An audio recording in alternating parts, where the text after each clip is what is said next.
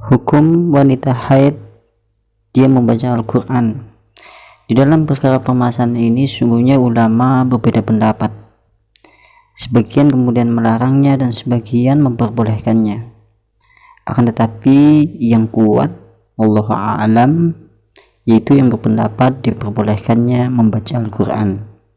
Sebab memang tidak ada dalil yang sahih melarang seorang wanita haid kemudian untuk membaca Al-Quran. Bahkan terdapat dalil yang menunjukkan bahwa wanita haid boleh membaca Al-Quran. Itu hadis dari Jabir bin Abdullah radhiyallahu anhu, bahwasanya Rasulullah sallallahu alaihi wasallam pernah bersabda kepada Aisyah radhiyallahu anha, di mana Aisyah pada saat itu hendak melakukan ibadah umrah. Akan tetapi kemudian datanglah haid kepadanya.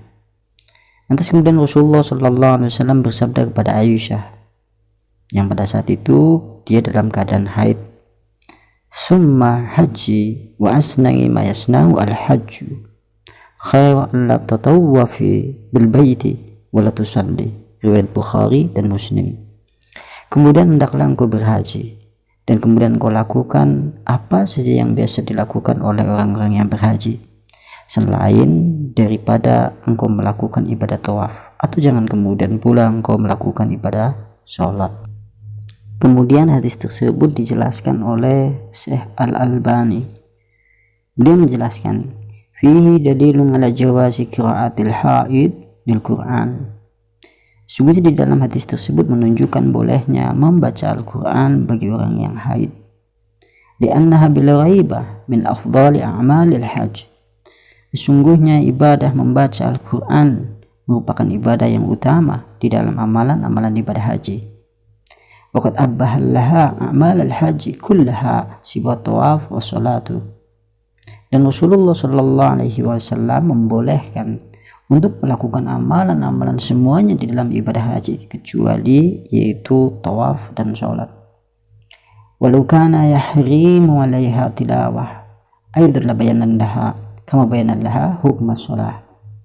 Kalau seandainya Rasulullah mengharamkan terhadap orang haid untuk membaca Al-Quran, tentunya Rasulullah pasti menjelaskan, sebagaimana Rasulullah menjelaskan di dalam hadis tadi larangan bagi orang haid untuk melakukan sholat.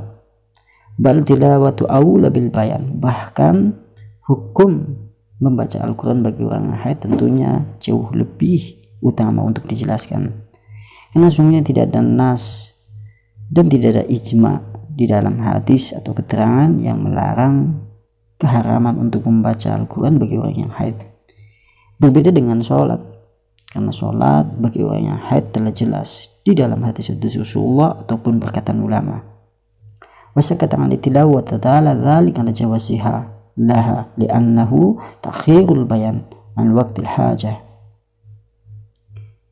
Diamnya Rasulullah SAW dari tidak menyebutkan hukum membaca Al-Quran di dalam posisi wanita yang haid, di situ justru menunjukkan bolehnya orang yang membaca Al-Quran dalam kondisi haid, karena sungguhnya mengakhirkan keterangan tatkala dibutuhkan tentunya tidak boleh, sebagaimana telah ditetapkan di dalam usul fikih. Maka di dalam hadis tersebut telah jelas dan telah kemudian tidak ada keraguan lagi tentang bolehnya seorang wanita haid membaca Al-Quran. Begitu juga disebutkan oleh Syekh bin Baz rahimahullah, mudah-mudahan Allah senantiasa merahmati kepada beliau, yajuzu lil haid wan nufasa'i qira'at al-Qur'ani fi asahi qaulil ulama li'azami subuti ma yadullu ala nahyi an dhalik. Sesungguhnya orang yang haid ataupun nifas boleh dia membaca Al-Quran menurut pendapat yang lebih sahih di antara dua pendapat para ulama, karena memang tidak ada dalil yang tetap ataupun dalil yang sahih yang menyebutkan pelarangan ataupun keharaman bagi orang yang haid ataupun nifas di dalam membaca Al-Quran. Jika orang yang haid ataupun nifas hendak membaca Al-Quran, maka tidak boleh langsung menyentuh mushaf. Kalau seandainya hendak membaca Al-Quran, maka hendaklah ia menggunakan penghalang kain yang bersih ataupun semisalnya, atau mungkin dengan sarung tangan ataupun sejenisnya, yang pasti tidak boleh menyentuh langsung Al-Quran.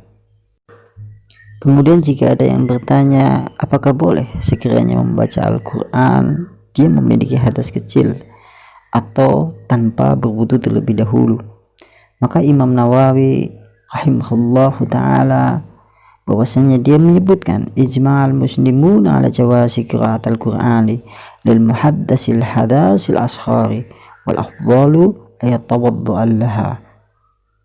Sepakat kaum muslimin tentang bolehnya membaca Al-Quran bagi orang yang memiliki hadas kecil, akan tetapi lebih utama dia harus berwudu terlebih dahulu tatkala hendak membaca Al-Quran.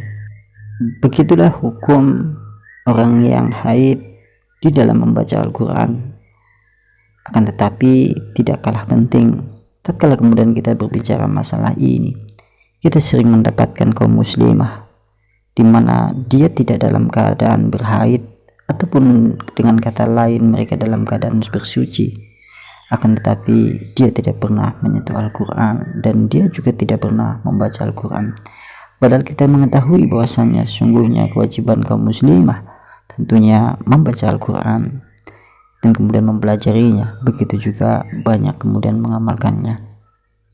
Yang lebih mengherankan adalah yaitu kaum laki-laki yang tidak akan pernah kemudian kedatangan haid dan juga tidak akan pernah kemudian kedatangan yaitu datang bulan, akan tetapi telah lama pula kemudian dia tidak menyentuh Al-Quran sampai kemudian hitungan berbulan-bulan, sebagaimana disebutkan di dalam hadis Rasulullah Shallallahu Alaihi Wasallam bahwasanya beliau bersabda, sayati zamanun, nanti kelak datang suatu zaman di mana layab minal Islam illa ismuhu, tidaklah tinggal Islam kecuali namanya saja, wala minal Quran, tidaklah tinggal Al-Quran kecuali hanya tulisannya saja.